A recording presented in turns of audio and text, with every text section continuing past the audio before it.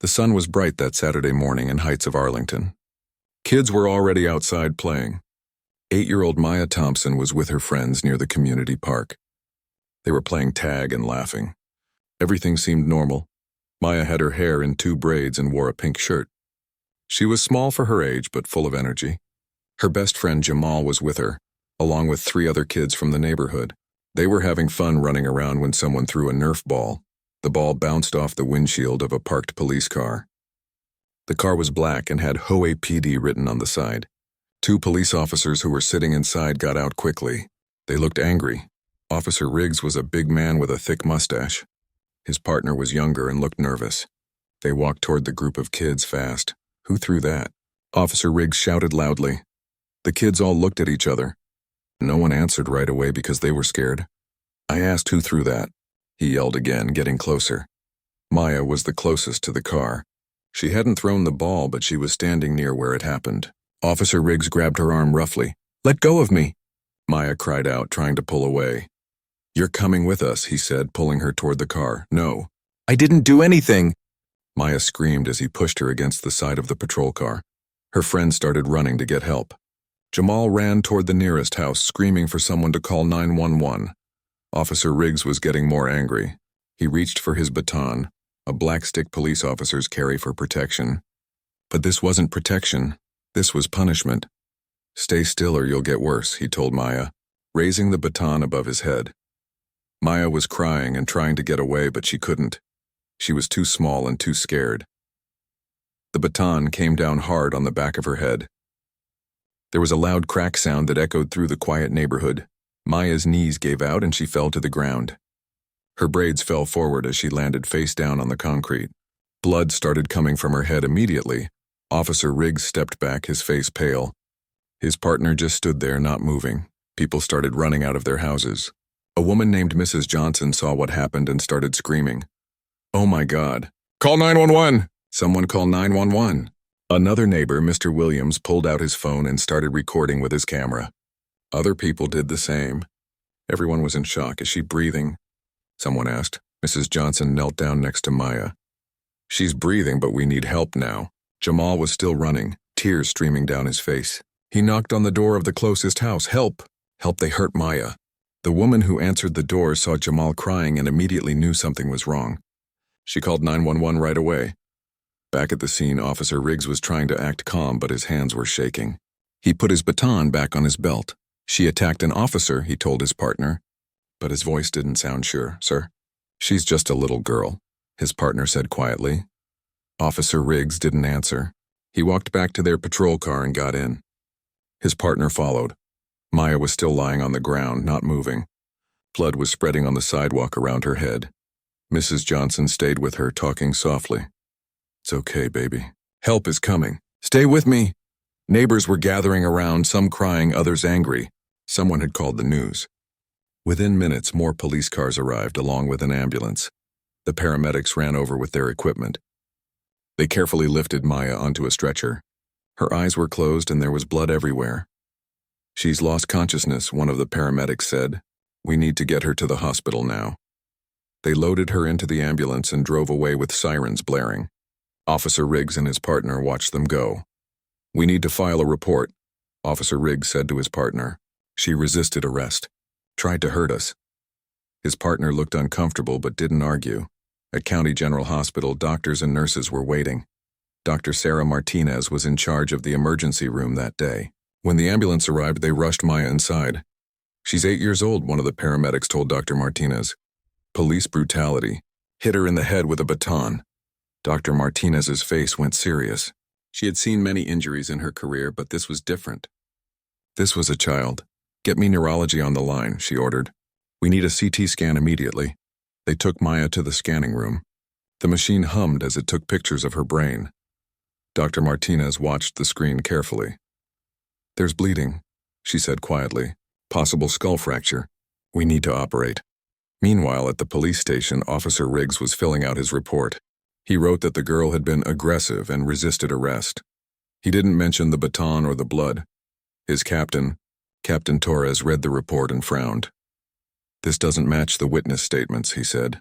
"There are videos everywhere." We were just doing our job, Officer Riggs said defensively. Captain Torres sighed. He had been a police officer for 20 years and he knew how these things could go wrong. But hurting a child, that was different. Dr. Lena Thompson was in the middle of a complicated surgery when her phone started ringing. She was a trauma surgeon, one of the best in the city. She didn't usually answer calls during surgery, but something made her look at the screen. 12 missed calls, all from different numbers. Her heart started beating faster. She looked at the names. Her sister, her neighbor, her boss. During a break in the surgery, she stepped outside and called her sister back.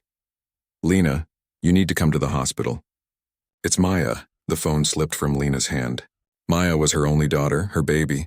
She had been at the park that morning. What happened? Lena asked, her voice shaking. There was an incident. The police. They heard her. She's in critical condition.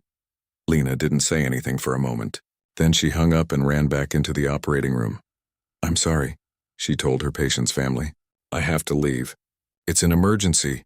She drove to County General as fast as she could. Her hands were shaking on the steering wheel. What had happened to her daughter? When she got to the hospital, she ran to the emergency room. A nurse saw her and quickly led her down the hall. Dr. Thompson, your daughter is in room 3. The doctors are with her now. Lena pushed open the door and stopped. There was Maya, so small and still on the hospital bed. Her head was wrapped in bandages. Machines were beeping around her. Maya? Lena whispered, coming closer. A doctor came over. You're Dr. Thompson? Yes, how is she? She has a serious head injury. We're doing everything we can. She's stable for now, but it's too early to know more. Lena looked at her daughter's face. Maya looked so peaceful, like she was just sleeping. But Lena knew better. Her baby had been hurt by people who were supposed to protect children. I want to see the video, Lena said quietly. The doctor nodded. The police gave us copies. I'll have someone bring them. A nurse brought a tablet with the video files. Lena sat down and watched what had happened to her daughter. Her hands clenched into fists as she saw Officer Riggs hit Maya with the baton. When the video ended, Lena stood up slowly. Her face was calm, but her eyes were cold. I'm going to make sure this never happens to another child, she said. The crack of the baton hitting Maya's head echoed through the quiet neighborhood like thunder. For a moment, everything seemed to freeze. Officer Riggs stood with his arm still raised, the black baton trembling in his grip. His partner, Officer Chen, stared in shock, his mouth hanging open slightly. Maya's small body crumpled to the concrete sidewalk. Her pink shirt spread out beneath her like a flower that had suddenly wilted. Blood began to seep from under her braids, creating a dark red pool on the gray pavement. The sound of her small body hitting the ground was sickeningly soft, like a book dropping. Mrs. Johnson, a 60-year-old woman who lived 3 houses down, was the first to react. She had been watering her roses when she heard the shouting. Now she was kneeling beside the unconscious child, her hands shaking as she tried to assess the damage. Oh my God, she whispered over and over, her voice rising with each repetition. Someone call 911! We need an ambulance now. Mr. Williams, who had been walking his dog, pulled out his smartphone and started recording. His hands were so shaky that the video was jerky and unfocused at first. Other neighbors emerged from their homes, drawn by the commotion. Some had cameras, others had phones. Within seconds, multiple devices were capturing what had just happened. She's just a baby, someone screamed. It was Mrs. Patterson, Maya's next-door neighbor. She ran toward the scene with her hand over her mouth, tears already streaming down her face. What have you done? Officer Riggs took a step backward, his face pale under his dark skin. The baton in his hand felt suddenly heavy, impossibly heavy. He looked at his partner, searching for some sign of what to do next. Officer Chen was young, maybe 25, with a baby face that made him look even younger. He had only been on the force for 8 months. This was his first time responding to a call with Officer Riggs, and he had never seen anything like this. Sir, Chen said quietly, his voice barely above a whisper. Should we call for help? Riggs didn't answer immediately. He was breathing hard like he had just run a marathon. His radio crackled on his belt, but he ignored it. Instead, he looked around at the growing crowd of neighbors, all staring at him with a mixture of horror and anger. The sound of children crying filled the air. Maya's friends had scattered when the baton came down, but now they were emerging from hiding spots, behind cars, around corners, from inside houses where parents had pulled them for safety. Jamal was still standing where he had been when it happened, his face white with shock, tears streaming down his cheeks. "She's not moving," Mrs. Johnson said, her voice tight with fear. She had placed her hand gently on Maya's shoulder and was checking for breathing. "Someone needs to check if she's breathing." Mr. Williams continued filming, his phone pointed at the scene. He could hear his own breathing in the recording, fast and shallow. The audio picked up everything: Mrs. Johnson's worried voice, the distant sound of a siren, Officer Riggs's heavy breathing. "Put the baton away," Chen whispered to Riggs. But Riggs seemed frozen in place. The first neighbor to call 911 was Mrs. Rodriguez, who lived across the street. She had been inside making lunch when she heard screaming. By the time she got outside with her phone, several other people were already dialing emergency services. "What's your emergency?" The dispatcher's voice was calm and professional. "There's been an assault," Mrs. Rodriguez said, her voice shaking. "A police officer just attacked a little girl. She's unconscious and bleeding. Please, you need to send help." The dispatcher's voice became more urgent. "What is your address, ma'am? And can you describe what happened?" Mrs. Rodriguez looked around at the scene, trying to process what she was seeing. "It's on Maple Street near the community park. A little girl, maybe 8 years old, was playing with friends. Something happened with a police car and then the officer hit her with his baton. More sirens could be heard in the distance, getting closer. Officer Riggs finally seemed to snap out of his trance. He quickly put the baton back on his belt and reached for his radio. "Unit 247 to dispatch," he said, his voice trying to sound professional but still unsteady. "We have an injured juvenile at the community park. Requesting paramedics and backup." "Copy that." "Unit 247. Ambulances are already en route." Officer Chen was still standing near the patrol car, looking back and forth between the unconscious child and his partner.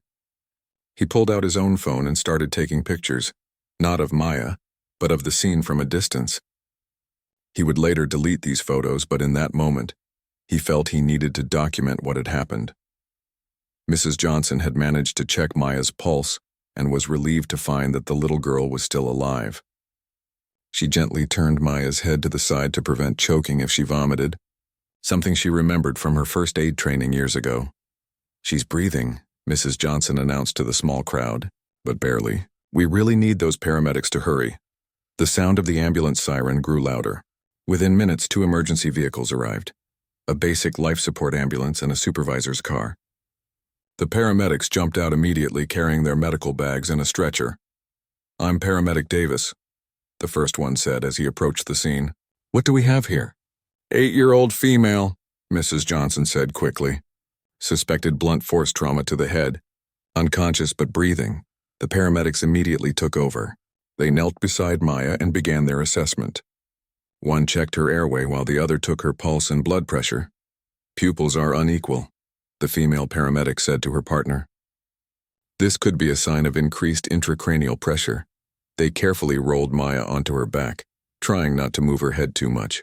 The blood on the sidewalk was shocking. So much blood from such a small child. "We need to get her to County General immediately," the male paramedic said. "I want a full trauma team waiting." While the paramedics worked on Maya, Officer Riggs was trying to explain what had happened to the arriving supervisor, Sergeant Martinez. His story was different from what the neighbors had witnessed. "The girl was being uncooperative," Riggs said, his voice stronger now. "She lunged at Officer Chen and me.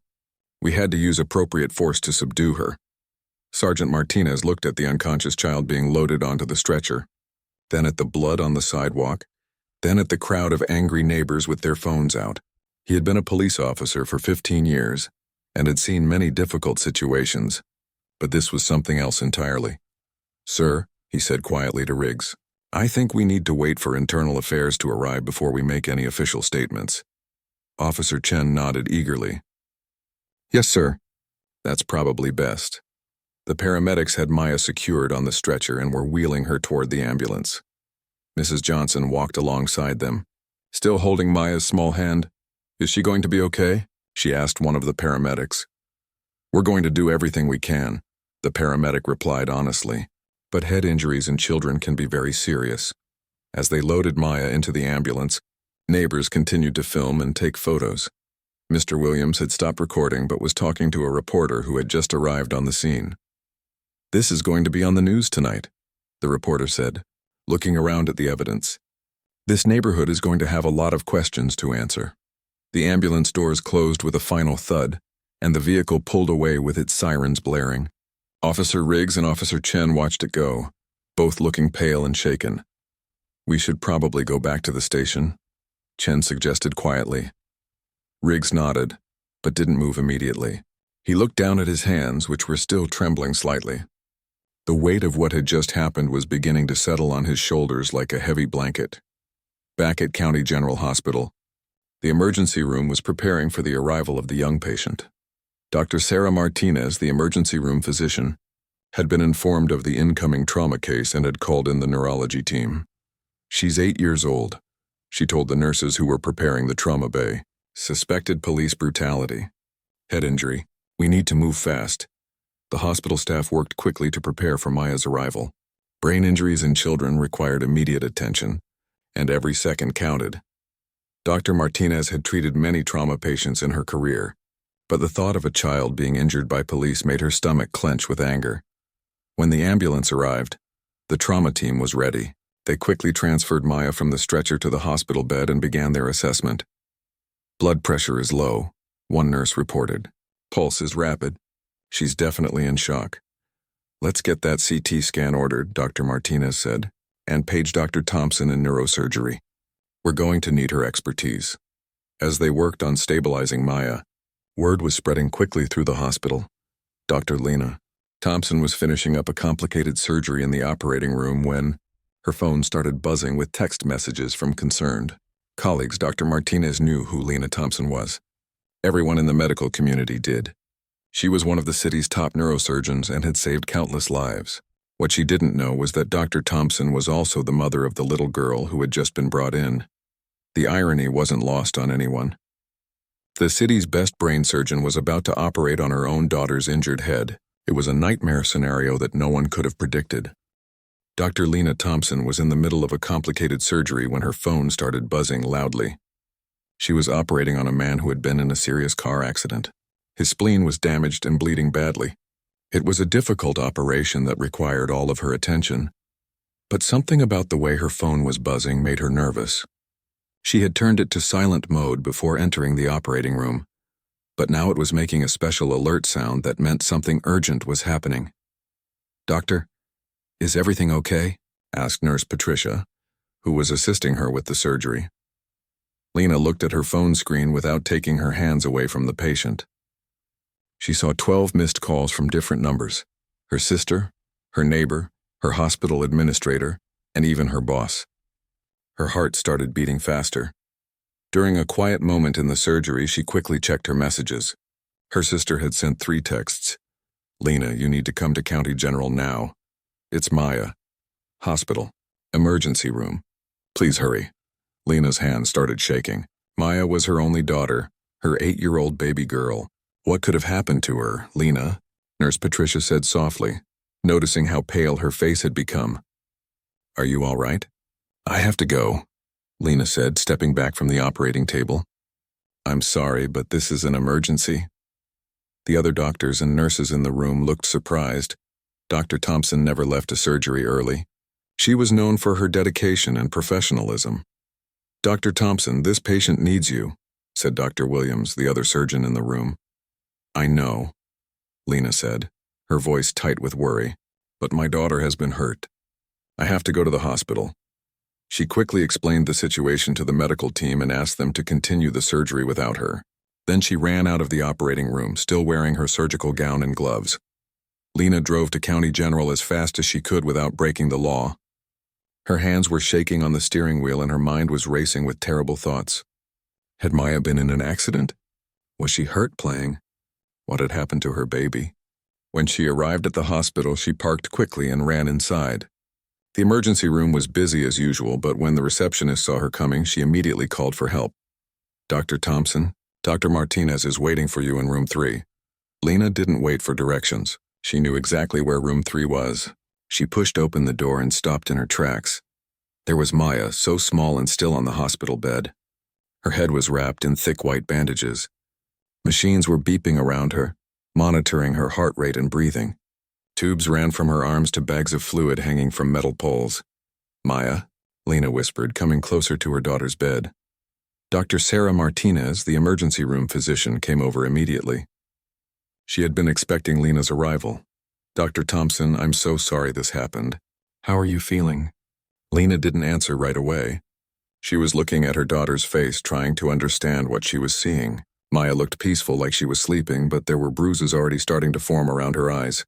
"How is she?" Lena asked, her voice barely above a whisper. "She has a serious head injury," Dr. Martinez explained carefully. "We did a CT scan and found bleeding in her brain. There's also a possible skull fracture. We've stabilized her for now, but she's in critical condition." Lena felt like someone had punched her in the stomach. Her knees felt weak and she had to grab the edge of the bed to keep from falling. "Who did this to her?" she asked, her voice cold with anger. Dr. Martinez hesitated for a moment. "There was an incident at the community park. Police officers were involved." Lena's face went completely still. "What kind of incident?" "We have video footage if you'd like to see it," Dr. Martinez said gently. "But I want you to know that we're doing everything we can for Maya. The neurology team is standing by." A nurse brought over a tablet with the video files already loaded. Lena sat down in the chair next to Maya's bed and pressed play. The first few seconds showed Maya playing with her friends near the park. She was laughing and running around with the other children. Then the video showed the Nerf ball bouncing off the police car. The officers got out and started shouting. Lena watched as Officer Riggs grabbed her daughter. She watched Maya try to pull away and cry for help. Her hands clenched into fists as she saw what happened next. The baton came down hard on Maya's head. The crack was clearly audible even through the phone's speakers. Maya fell to the ground and didn't move. Blood started spreading on the sidewalk. Lena watched the entire video twice without saying a word. Her face was completely expressionless, but her eyes were burning with a fierce anger. "Who are these officers?" she asked quietly when the video ended. "Officer Marcus Riggs and Officer David Chen," Dr. Martinez said, reading from her notes. "They're both assigned to the Heights of Arlington Police Department." Lena nodded slowly, memorizing their names. She looked at her daughter again, so small and fragile in the hospital bed. Machines were breathing for her now because she couldn't do it on her own. "I want to see their personnel files," Lena said, her voice still quiet but with an edge that made Dr. Martinez look up sharply. "Dr. Thompson, I understand you're upset, but I want to see everything," Lena interrupted. "Their disciplinary records, their training files, their previous incidents. I want to know everything about these men who hurt my daughter." Dr. Martinez nodded. "I'll have someone get that information for you." "I also want to speak to the police chief," Lena continued. "And I want charges filed. This wasn't an accident. This was assault." The room was quiet except for the beeping of the machines monitoring Maya's condition. Dr. Martinez could see that Lena was trying to stay calm, but underneath her controlled exterior, there was a storm of emotions building. "Dr. Thompson, we should focus on Maya right now. She needs surgery, and when can you operate?" Lena asked, cutting her off again. "As soon as the swelling in her brain goes down enough," Dr. Martinez explained. "We're monitoring her closely. It could be hours, it could be days." Lena stood up and walked over to the window. Outside, she could see the parking lot where ambulances came and went. She thought about how many other children had been brought through those doors, how many parents had waited in fear like she was waiting now. "Has anyone called Maya's father?" she asked suddenly. "He's out of town on business," Dr. Martinez said. "We tried reaching him but couldn't get through." Lena nodded. She and her ex-husband had divorced when Maya was 3. He lived in another state now and rarely called. But this was important. Their daughter was fighting for her life. "I'll handle everything," Lena said, turning back to face the room. "I want updates every hour. I want to know if her condition changes even a little." She pulled another chair closer to Maya's bed and sat down. She took her daughter's small hand in hers and held it gently. "I'm here now, baby," she whispered. "Mommy's here." Dr. Martinez left the room to make some phone calls. She needed to contact the police department and internal affairs. She also needed to get the officers' files that Dr. Thompson had requested. As Lena sat beside her daughter's bed, she started making plans in her mind. She was a trauma surgeon who had saved hundreds of lives, but now her own child was the patient. And the people who had hurt Maya were still walking around free. That wasn't going to continue for much longer. She thought about her military training. about the years she had spent as an Army medic before becoming a doctor. She thought about justice and accountability. Most of all, she thought about protecting other children from what had happened to Maya. The beeping of the machines continued steadily, a sound that would become very familiar to Lena in the days to come. Outside the window, the sun was setting, painting the sky orange and pink. It was the same sky that Maya had been playing under just hours earlier. Now, instead of running and laughing, Maya was fighting for her life because of two police officers who had chosen violence over patience. Lena squeezed her daughter's hand gently and made a silent promise. Whatever it took, whatever she had to do, she would make sure this never happened to another child. The fight for justice was just beginning. The video of what happened to Maya spread quickly across the internet. Within hours, it was being shared on every social media platform. People were shocked and angry when they saw the police officer hit the 8-year-old girl with his baton. The hashtag Justice for Maya started trending worldwide. Mr. Williams, the neighbor who had filmed the incident, uploaded his video to YouTube and Facebook. Other neighbors who had recorded what happened did the same. Soon, news reporters were calling the Heights of Arlington Police Department for comments. Chief Delgado held a press conference the next morning. He stood behind a podium in front of the police station, looking serious but calm. Television cameras and reporters filled the area in front of him. "Ladies and gentlemen, what happened yesterday was a terrible tragedy," Chief Delgado said into the microphones. "Officer Riggs and Officer Chen have been placed on administrative leave while we conduct a full investigation." A reporter in the front row raised her hand. "Chief, can you explain why an officer would use a baton on an 8-year-old child?" Chief Delgado adjusted his tie nervously. "We're still gathering all the facts. Officer Riggs claims the girl was being aggressive and resisted arrest. But I want to make it clear that we do not tolerate excessive force under any circumstances." Another reporter shouted out, "Will Officer Riggs be charged criminally?" "We're working with the district attorney's office to determine if criminal charges are appropriate," Chief Delgado replied. "This is a complex situation that requires careful review." The press conference didn't satisfy anyone. People were angry that the chief was defending the officers instead of apologizing for what happened to Maya. The video showed clearly that Maya had done nothing wrong. Meanwhile, at County General Hospital, Dr. Lena Thompson was still sitting beside her daughter's bed. She hadn't left the room except to use the bathroom and get coffee. Nurses brought her food, but she barely ate anything. Dr. Martinez had brought her the personnel files she had requested. Lena spread the documents out on the small table next to Maya's bed and started reading. Officer Riggs had been with the police department for 12 years. His file showed 3 previous complaints of excessive force, but none had resulted in serious discipline. In fact, he had been promoted twice during his career. The first complaint was from 5 years earlier. A man claimed Riggs had used unnecessary force during a traffic stop. The internal investigation found no wrongdoing and the case was closed. The second complaint came from 3 years ago. A woman said Riggs had pushed her teenage son against a wall during a school incident. Again, the investigation found insufficient evidence and no action was taken. The third complaint was the most disturbing. A 14-year-old boy with cerebral palsy claimed Riggs had used a taser on him during a routine check. The boy had been sitting in his wheelchair in front of his house when Riggs approached him. The internal investigation concluded that the boy had resisted arrest, even though he was physically unable to move quickly. Lena's hands were shaking as she read through these files. Each case was similar: a vulnerable person, an aggressive response from Riggs, and then a quick dismissal of the complaint. She also read Riggs's training records. He had failed the de-escalation portion of his training twice but had been allowed to retake the test until he passed. His supervisor's evaluations described him as dedicated and protective of his community, despite the complaints. Lena thought about her own training as a doctor. If she had hurt patients 3 times and gotten away with it, she would have been fired long ago. Why was the police department protecting this man? She picked up her phone and called her lawyer, James Patterson. He was one of the best civil rights attorneys in the city and had handled many police brutality cases. "James, it's Lena Thompson," she said when he answered. "Lena, how's Maya doing?" he asked, his voice full of concern. "She's stable but still unconscious," Lena replied. "I need you to come to the hospital. I have information that's going to change everything." Within an hour, James Patterson arrived at County General. He was a tall man in his 50s with graying hair and kind eyes. He had been Lena's friend for many years and had helped her with legal issues before. Lena showed him the personnel files and explained what she had found.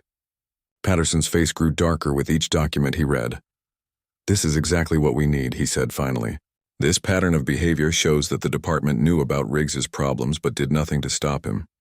"What can we do?" Lena asked. "We can file a federal lawsuit for excessive force and civil rights violations," Patterson explained. "We can also work with the district attorney to push for criminal charges. And we can demand policy changes to prevent this from happening to other children." Lena nodded. "I want to do all of that. But first, I want to make sure Maya gets the best medical care possible."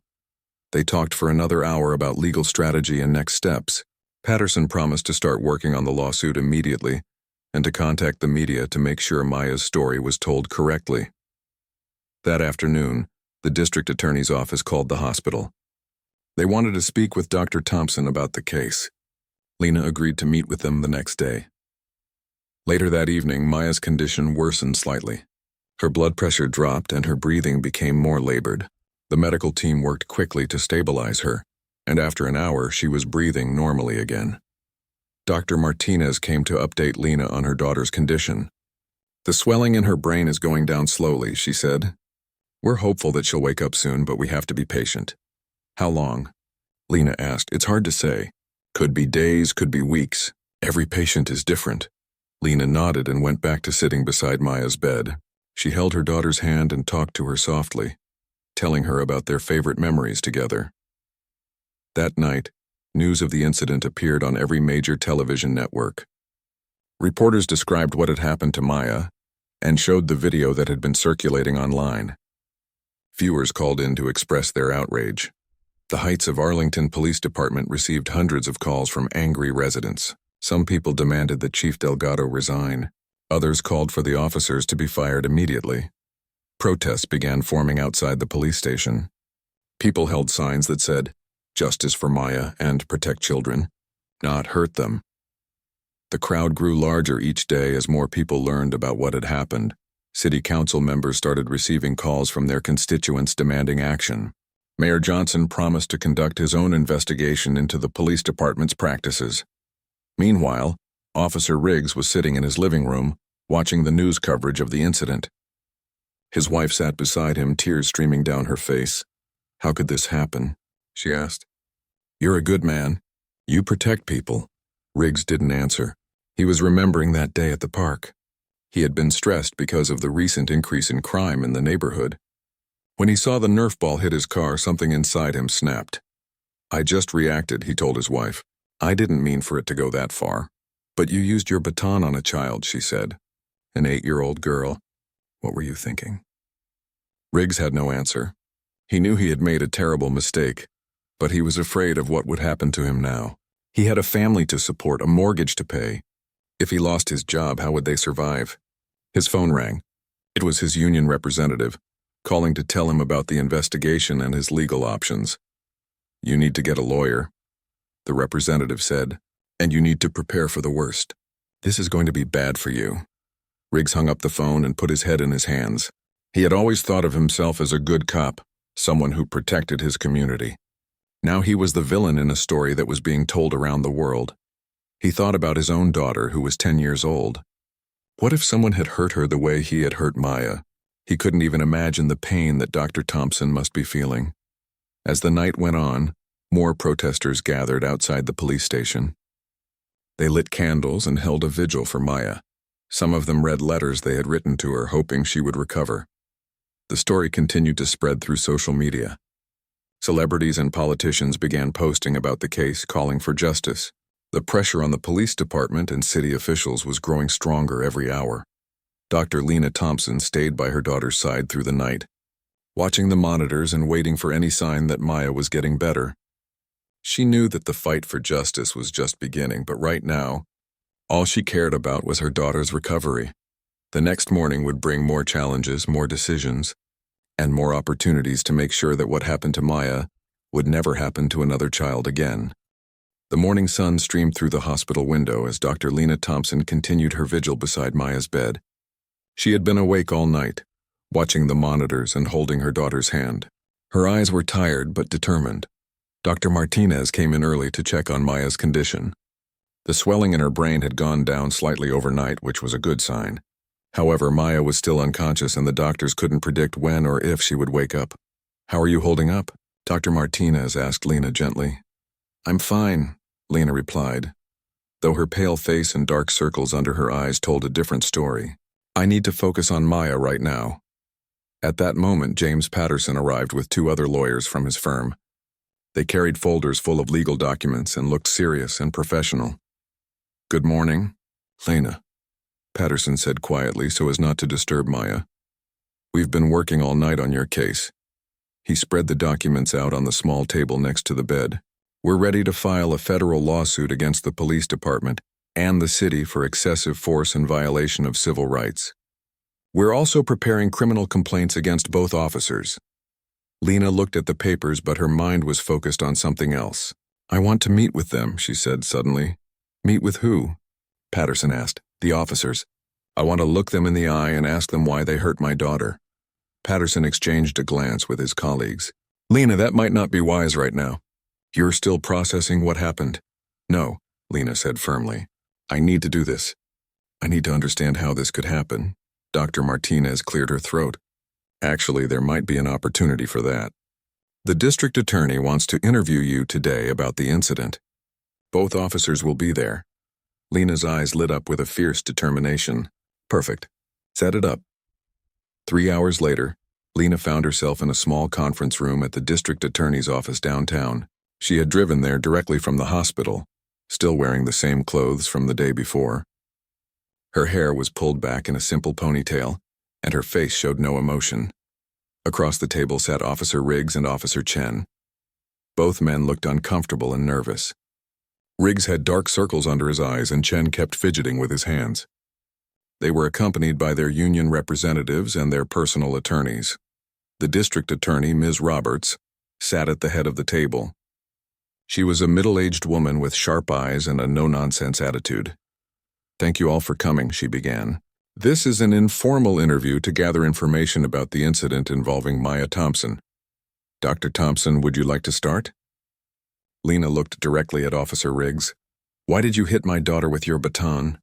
Riggs shifted uncomfortably in his chair. "She was being aggressive. She lunged at us when we tried to question her."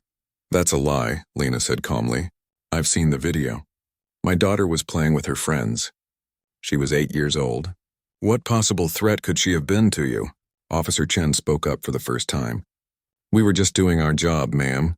Officer Riggs thought she might be dangerous. "Dangerous?" Lena's voice rose slightly. "She's a child. She weighs maybe 60 pounds. You're a grown man, armed with a baton, and you thought she was dangerous." Riggs looked down at the table. "I reacted. I was stressed because of recent crimes in the neighborhood. I made a mistake." "A mistake?" Lena stood up slowly, her voice getting louder. "You cracked my daughter's skull with a baton. That's not a mistake. That's assault." The room fell silent except for the sound of the air conditioning. Everyone was looking at Lena, who was now standing tall and fierce. "Officer Riggs," she continued, "do you have children?" He nodded slowly. "A daughter. She's 10. Imagine if someone had done to her what you did to Maya," Lena said. "Imagine if she was lying in a hospital bed unconscious because some officer thought she looked suspicious." Riggs's face crumpled, and he put his head in his hands. "I'm sorry. I never meant for this to happen." "Sorry doesn't bring my daughter back," Lena replied. "Sorry doesn't fix her broken skull. Sorry doesn't make the nightmares go away." Ms. Roberts cleared her throat. "Dr. Thompson, I understand your anger, but we need to keep this professional." Lena sat back down but kept her eyes on Riggs. "I have something for you," she said, reaching into her bag. She pulled out an old thank you card and placed it on the table in front of him. The card was faded but still readable. It showed a simple drawing of a hospital and had a message written in careful handwriting. "10 years ago, you were shot during a police operation," Lena said. "I was the surgeon who saved your life. I removed the bullet from your lung and stitched you back together. You sent me this card afterward." Riggs looked at the card with shock and recognition. I remember you. You saved my life." "Yes, I did," Lena said. "And now I'm asking you to save yourself. Resign from the police force. Cooperate with the investigation. Tell the truth about what happened to my daughter. Riggs picked up the card and read the message again. His hands were shaking. I owe you more than I can ever repay, Lena continued. But what you owe Maya is accountability. You broke your oath to protect and serve. You hurt an innocent child. The least you can do is take responsibility. The room was completely quiet. Even the lawyers and union representatives were watching the exchange with interest. I don't know what to say, Riggs whispered. Say you'll do the right thing, Lena replied. Say you'll make this right. Riggs looked around the table at everyone watching him. Then he looked at the thank you card in his hands. Finally, he met Lena's eyes. I'll resign, he said quietly. I'll cooperate with everything. I'm so sorry. Lena nodded slowly. It wasn't enough, not nearly enough, but it was a start. After the meeting, Lena drove back to the hospital with her lawyers. They discussed the next steps in the legal process and what to expect in the coming weeks. How do you feel? Patterson asked as they walked toward Maya's room. Angry, Lena replied honestly, but also hopeful. Maybe this can lead to real change. When they reached Maya's room, they found a crowd of reporters and camera crews gathered outside. The story had exploded in the media overnight, and everyone wanted to interview the mother of the injured girl. Lena stopped and faced the cameras. I have a statement, she said clearly. The reporters immediately turned their attention to her, microphones extending toward her face. My daughter Maya is still fighting for her life, Lena said. What happened to her was a tragedy that should never have occurred. I'm grateful for the support we've received, but right now, our family's focus is on Maya's recovery. She paused and looked directly into the cameras. I'm also committed to making sure this never happens to another child. The system failed Maya, but we're going to work to fix it. Thank you. With that, she turned and walked into the hospital, leaving the reporters behind. Inside Maya's room, she sat down beside her daughter's bed and continued the vigil that had become her life. The fight for justice was far from over, but for the first time since the incident, Lena felt like they might actually win. 2 days after Officer Riggs announced his resignation, the story continued to dominate news headlines across the country. Protesters gathered outside the Heights of Arlington Police Department every morning, holding signs and chanting for justice. The mayor had called for an independent review of police practices, and the city council was preparing emergency meetings to address public concerns. Inside County General Hospital, Dr. Lena Thompson sat beside Maya's bed as she had every day since the incident. Maya's condition was slowly improving, but she remained unconscious. The doctors were hopeful, but they couldn't predict when she might wake up. That morning, Dr. Martinez brought news that made Lena's heart race with excitement and fear. Maya's brain activity is increasing, Dr. Martinez said as she reviewed the latest scans. Her pupils are reacting normally now and her reflexes are improving. She might be close to waking up. Lena grabbed the doctor's hand. Really, are you sure? We won't know for certain until she opens her eyes, but the signs are encouraging. As if on cue, Maya's fingers twitched slightly against the hospital blanket. Lena leaned closer, holding her breath. Maya? Baby, can you hear me? Maya's eyelids fluttered once, twice, then slowly opened. Her eyes were unfocused at first, looking around the room in confusion. Mommy? She whispered, her voice hoarse from the breathing tube. Lena's eyes filled with tears as she leaned down and kissed her daughter's forehead. I'm here, sweetheart. I'm right here. Nurses rushed into the room when they heard Maya speaking. Dr. Martinez checked her vitals and examined her pupils carefully. How do you feel, Maya? She asked gently. My head hurts, Maya said, trying to move but finding herself restrained by medical equipment. Where am I? You're in the hospital, Lena explained softly. You were hurt, but you're getting better now. Maya's eyes widened with fear. The police officers, they hurt me. Lena's heart broke all over again hearing her daughter's words. I know, baby, I know. But they can't hurt you anymore. Word of Maya's awakening spread quickly through the hospital. Within hours, James Patterson arrived with his legal team to discuss next steps. Maya waking up is huge for our case, Patterson explained. Now we have a real person, a real victim who can tell her story. But when they asked Maya about the incident, her memories were confused and fragmented. She remembered playing with her friends, and she remembered the police officers coming, but the details were fuzzy. I think I threw the ball, she said uncertainly, but I didn't mean to hit their car. "That's okay, sweetheart," Lena said. "It was just an accident." "Then they grabbed me," Maya continued, her voice getting smaller. "The big officer was mad. He said bad words, then it went dark." Lena held her daughter close, trying to comfort her. "You don't have to remember everything right now. Just rest and get better." Later that day, Officer Chen requested a private meeting with Lena. He had been suspended from duty and was facing possible criminal charges, but he wanted to apologize in person. Lena agreed to meet with him in the hospital's family consultation room. She was curious to hear what he had to say. Officer Chen looked much younger in person than he had in the videos. He was only 25 and had joined the police force straight out of college. His hands shook as he sat across from Lena. "Dr. Thompson, I wanted to apologize," he said, his voice barely above a whisper. "What happened to Maya was terrible, and I should have done something to stop it." "You were there," Lena said flatly. "You watched it happen." "I know. And I'm sorry. I was scared and I didn't know what to do. Officer Riggs was my trainer and I don't know what I thought." "What did he say to you afterward?" Lena asked. Chen looked down at his hands. "He said Maya had attacked us and we had to defend ourselves. He told me to back up his story or I'd be in trouble too." "So you lied on your report?" Chen nodded miserably. "I was afraid. I have student loans and a family to support. I thought if I told the truth I'd lose my job." Lena studied his face carefully.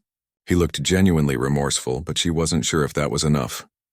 "Officer Chen, do you want to do the right thing now?" He looked up at her with tears in his eyes. "Yes, I want to tell the truth. I want to help make sure this never happens to another kid." "Then you'll need to talk to the district attorney," Lena said. "Tell her everything you know about what happened that day." That evening, the district attorney's office announced that Officer Riggs would face criminal charges of aggravated assault and child abuse. Officer Chen had agreed to testify against his former partner in exchange for reduced charges. The news sent shockwaves through the community. Never in the history of Heights of Arlington had a police officer been charged with a crime for actions taken on duty. Chief Delgado held another press conference, this time looking much less confident than before. "We take these charges very seriously," he said to the assembled reporters. "The Heights of Arlington Police Department is committed to transparency and accountability." But the public wasn't buying his words. Protesters continued to gather, and city council meetings were packed with angry residents demanding changes to police training and oversight. Meanwhile, Maya was making steady progress.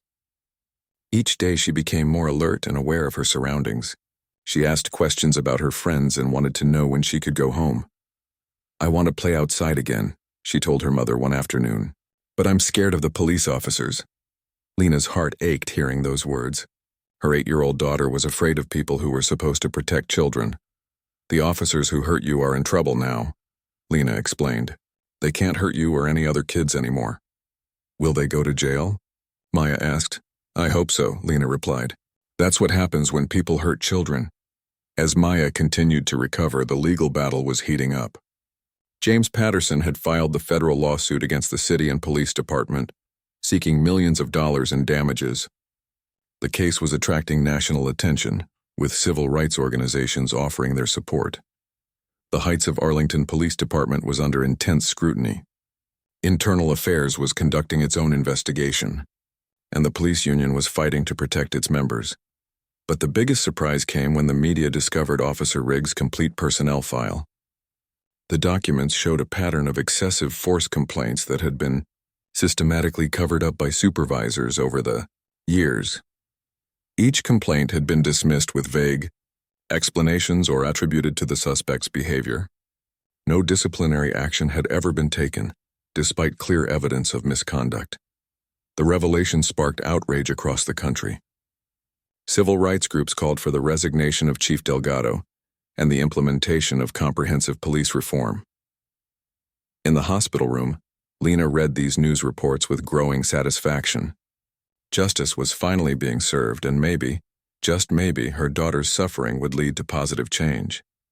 Maya was getting stronger each day, but the emotional scars were still fresh. She had nightmares about the incident and woke up crying several times each night. "It's okay to be scared," Lena told her daughter during one of these episodes. "What happened was very scary, but we're safe now. and we're going to get through this together. As the sun set over the hospital, mother and daughter sat together watching television. Maya was allowed to watch cartoons now, something that brought a small smile to her face. "Mommy," she said suddenly, "will the bad officers be sorry they hurt me?" Lena thought about Officer Riggs' tearful apology and Officer Chen's willingness to testify. "Some of them are sorry, sweetheart, and they're going to face consequences for what they did." "That's good," Maya said, settling back against her pillows. "I don't want them to hurt any other kids." Lena kissed her daughter's forehead and made a silent promise. Whatever it took, whatever she had to do, she would make sure that no other child would suffer the way Maya had suffered.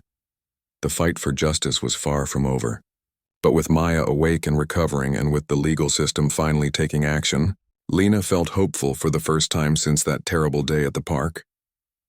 3 weeks after Maya's awakening, the legal proceedings moved forward with unprecedented speed. The criminal trial of Officer Riggs was scheduled for the following month, and public interest was at an all-time high. The courtroom was packed every day with reporters, activists, and community members who wanted to witness justice being served.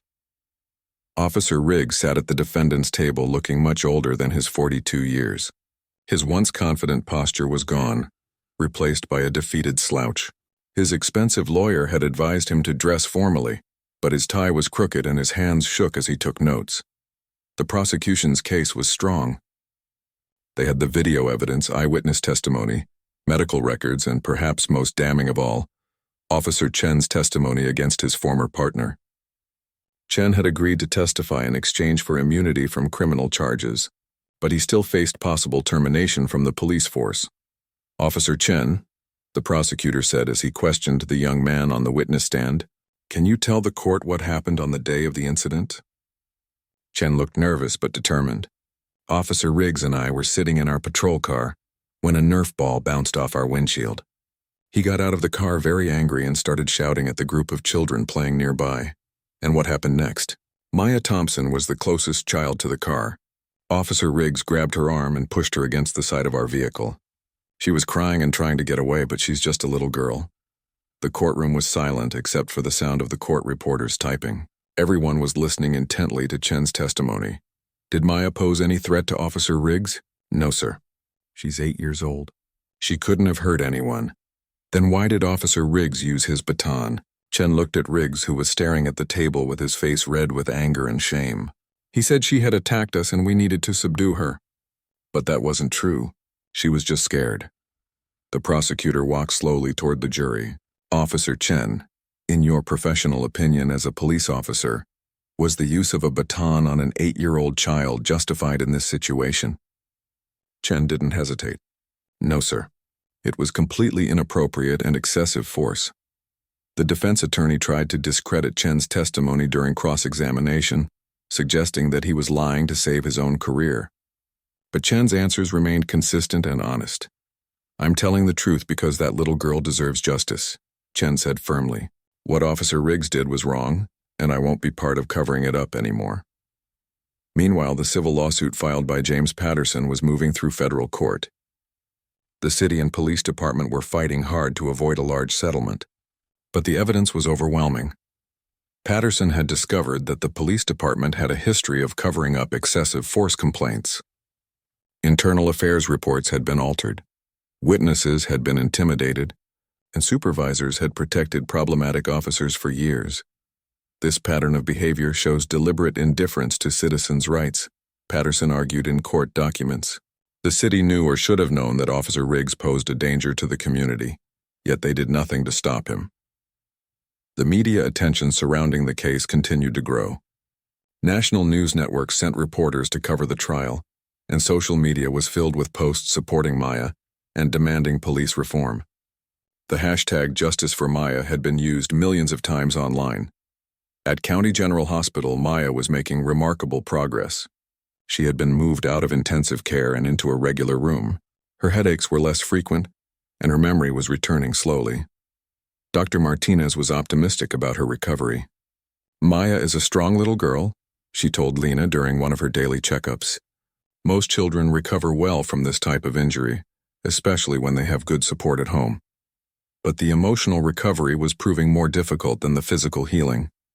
Maya still had nightmares about the incident, and she became anxious whenever she saw police officers on television or in the hospital. "Will the bad officers come back?" she asked her mother one evening. "No, sweetheart," Lena replied, sitting on the edge of Maya's bed. "They're in big trouble now. They can't hurt anyone anymore." "Good," Maya said, but Lena could see the fear in her daughter's eyes. The day before Maya was scheduled to be discharged from the hospital, a surprising visitor arrived. Officer Chen came to the hospital with his lawyer, wanting to apologize to Maya in person.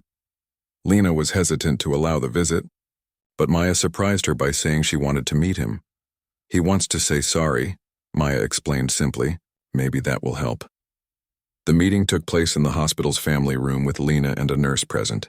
Officer Chen looked nervous and uncomfortable as he approached Maya's wheelchair. "Hi, Maya," he said softly. "I'm Officer Chen. I wanted to say I'm really sorry for what happened to you." Maya looked up at him with her big brown eyes. "Why did the other officer hurt me?" Chen knelt down so he was at eye level with her. "He made a very bad choice. What he did was wrong, and he's going to face consequences for it. I'm sorry you got hurt. Will you help make sure it doesn't happen to other kids?" Chen nodded earnestly. "Yes, I will. I've been talking to people about how police officers should treat children. We're going to do better." Maya seemed satisfied with his answer. "Okay, I forgive you." The simple words hit Chen like a physical blow. He had expected anger or fear, not forgiveness from this brave little girl. "Thank you, Maya," he said, his voice thick with emotion. "That means more than you know." After Chen left, Lena asked Maya why she had forgiven him.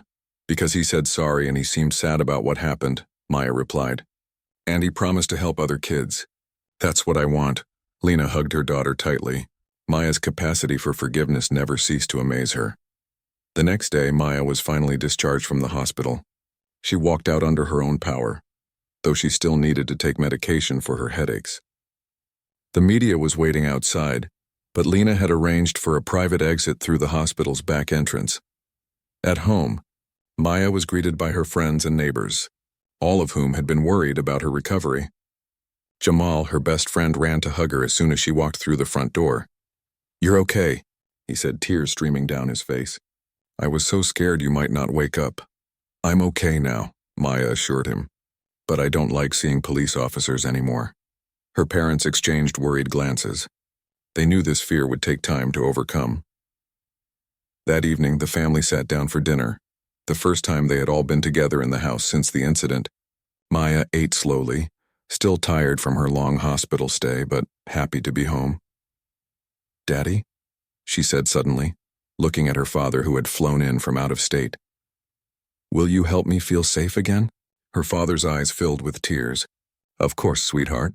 We all will." As the sun set over their neighborhood, the Thompson family began the long process of healing together. The legal battles were far from over, but with Maya home and recovering, they could focus on rebuilding their lives. The trial of Officer Riggs was scheduled to begin in 2 weeks. The civil lawsuit would continue for months afterward. But for now, the most important thing was Maya's recovery and the family's determination to turn their tragedy into positive change for other children. Lena had already begun working with community leaders to establish a foundation in Maya's name, dedicated to police reform and children's safety. The work would be long and difficult, but she was committed to making sure that no other family would have to go through what they had experienced. Maya finished her dinner and looked around at her family with a small smile. "I love you guys," she said simply. "We love you too, sweetheart," Lena replied. More than anything, the fight for justice would continue, but for the first time in weeks, the Thompson family could look toward the future with hope. The courtroom was packed on the first day of Officer Riggs's criminal trial. Reporters from major news networks filled the back rows, while community members and activists packed the seats reserved for the public. Maya sat with her parents in the front row, her small hand Jinjin Wojao Mama de show. The jury selection took most of the morning. The prosecutor wanted jurors who could be fair despite the media attention, while the defense tried to find people who might sympathize with police officers. It was a difficult process, but eventually 12 jurors and 4 alternates were chosen. When the trial finally began, the prosecutor stood and addressed the jury. "Ladies and gentlemen, this case is about the abuse of power and the failure to protect our children. Officer Marcus Riggs used excessive force on an 8-year-old girl who posed no threat to anyone. Today you will hear evidence that will show beyond any reasonable doubt that he committed a serious crime. The first witness was Mrs. Johnson, the neighbor who had been watering her roses when the incident occurred. She described what she saw in clear emotional detail. "I watched that officer grab that little girl and push her against his car," she said, her voice shaking. She was crying and begging him to let her go. Then he raised that baton and she paused, unable to continue for a moment. He hit her in the head. The sound was terrible. The prosecutor showed the jury the video evidence frame by frame. The courtroom was completely silent as everyone watched Maya fall to the ground after being struck. Some jurors covered their eyes, unable to watch the violence inflicted on such a young child. Next came the medical testimony. Dr. Martinez explained Maya's injuries and the long recovery process. She described the skull fracture, the brain swelling, and the weeks of unconsciousness.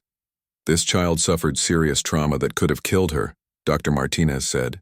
"Even now, she continues to experience headaches and nightmares. The psychological damage may last a lifetime." The most powerful testimony came from Maya herself. The judge had decided that she was old enough and strong enough to testify, despite her young age. Maya sat on the witness stand looking small in the oversized chair, but her voice was clear and confident. "Maya," the prosecutor said gently, "can you tell the jury what happened on that day?" Maya nodded. "I was playing with my friends. We were just playing tag. Someone threw a ball and it hit a police car. The officers came out and started yelling. What happened next? The big officer grabbed me and pushed me against the car. I told him I didn't do anything, but he wouldn't listen. Then he hit me with his stick." She pointed to the baton that had been entered as evidence. The prosecutor walked slowly toward the jury. "Maya, how old were you when this happened?" 8 years old. "And how much do you weigh?" "About 60 pounds. So a grown man weighing over 200 pounds hit you with a baton?" Maya nodded, her eyes filling with tears. "Yes, it really hurt." The defense attorney tried to suggest that Maya was confused about what happened, but her testimony was consistent and believable. When he asked why she had been playing near a police car, she simply replied, "We were just playing. We didn't know we weren't allowed to be there." The trial continued for 3 days. The prosecution presented overwhelming evidence of Riggs's guilt, while the defense struggled to find any justification for his actions. Officer Chen's testimony was particularly damaging, as he described how Riggs had lied about the incident and pressured him to cover up the truth. During closing arguments, the prosecutor looked directly at the jury. "This case is simple. A police officer used unnecessary and excessive force on a child. There is no excuse, no justification, no reasonable explanation for what Officer Riggs did. He broke the law and he must face the consequences." The defense attorney made a last desperate plea. Officer Riggs was under stress from recent crimes in the neighborhood. He made a mistake in judgment. He's not a bad man. He served this community for 12 years. But the damage was done. The evidence was too strong, and the video too clear. The jury deliberated for only 2 hours before reaching a verdict. When they returned to the courtroom, the tension was palpable. "Has the jury reached a verdict?" The judge asked. "We have, Your Honor." "How do you find the defendant on the charge of aggravated assault?" "We find the defendant guilty." The courtroom erupted in gasps and whispers. Maya squeezed her mother's hand tightly, tears streaming down her face. "And on the charge of child abuse?" "Guilty." Officer Riggs slumped in his chair as the verdict was read. His lawyer put his head in his hands, knowing that his client's career and freedom were now at risk. The judge scheduled sentencing for 2 weeks later. In the meantime, Officer Riggs was taken into custody and held without bail. After the trial, Maya and her family spoke to reporters outside the courthouse.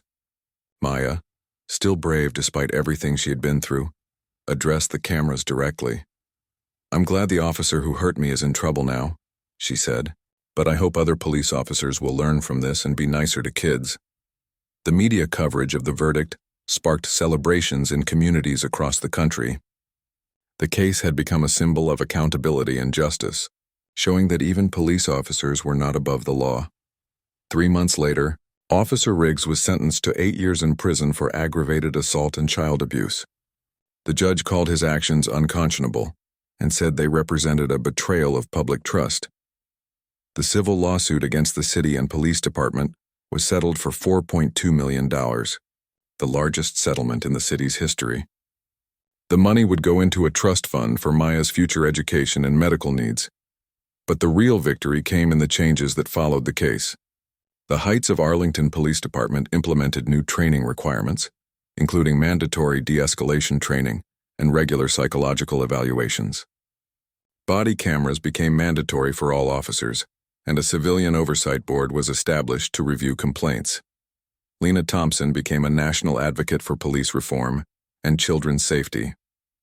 She founded the Maya Thompson Foundation, which worked to prevent police violence against children and support families affected by similar incidents.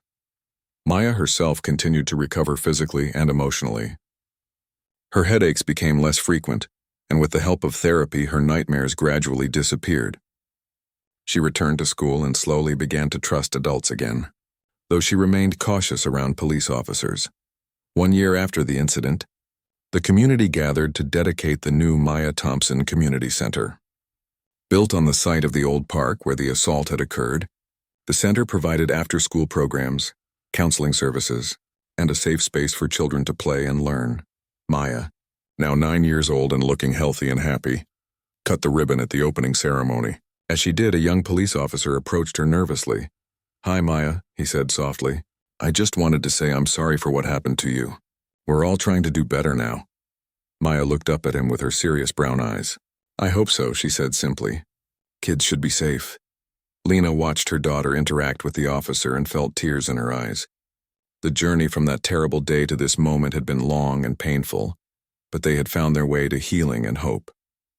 The fight for justice was never really about revenge, Lena realized. It was about making sure that what happened to Maya would never happen to another child again. And in that goal, they had succeeded beyond their wildest dreams. As the community celebration continued around them, the Thompson family stood together watching their daughter play with her friends in the new community center. The nightmare was finally over, and a new chapter of their lives was beginning.